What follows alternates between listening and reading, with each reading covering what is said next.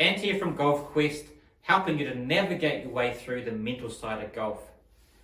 Now we're going to get a little bit deep here and talk about the subconscious. So we got to try and trick the subconscious sometimes into being positive. So sometimes that the voice that you hear in your head, or the little bit of uncertainty, how often does this happen? You're over the ball and suddenly inside you hear a voice say, "Oh, don't go right." Okay? Right, could be out of bounds or hazards on the right hand side. It's happened to me, I know that, lots. So when you're over the ball and that subconscious just clicks in, and either you're going to get two things. As soon as you say subconsciously don't do something, you're probably going to do it, right? Or you'll do it, but you'll double cross it and go the opposite way. You'll bail out, or double cross, right? We call it. So that often happens. So what you have to do is try and trick the subconscious through conscious thought, right? That's why you see, I think this is a good example. The 15th that McIlroy played at the Masters, right? Now he was over the ball, he went through his pre-shot routine, he was over the ball. Now this is I would never recommend to do this for any club golfer or any golfer actually, because I think it's too long. But he was over the ball and he looked at his target 6 times, okay? He looked. And just imagine 6 times over the ball. Now, most of us would freeze.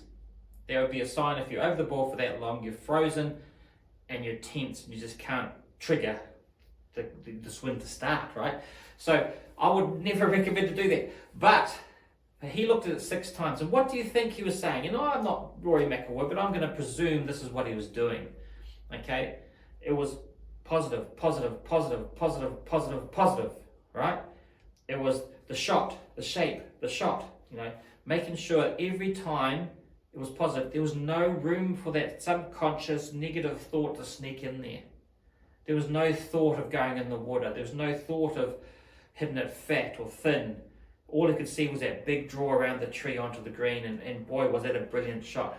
Never mind the putt. But that's what it's all about. Tricking the subconscious. The subconscious comes in and affects everybody, because it's quite easy to remember a negative that pops in. Could be a hole you have a mental block on.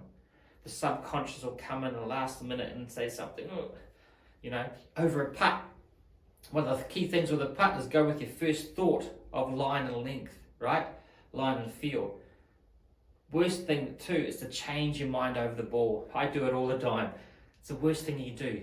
Go with what you initially think, because the subconscious is coming in, oh no, I think it's going to go left. And then often it does exactly what you think it's going to do. So trick the subconscious. That's what we're going to be trying to work on during these videos, to get you into a process where there is very little opportunity for negative thought, whether that's conscious or unconscious. That's what we're going to be working on to help your golf going through this program.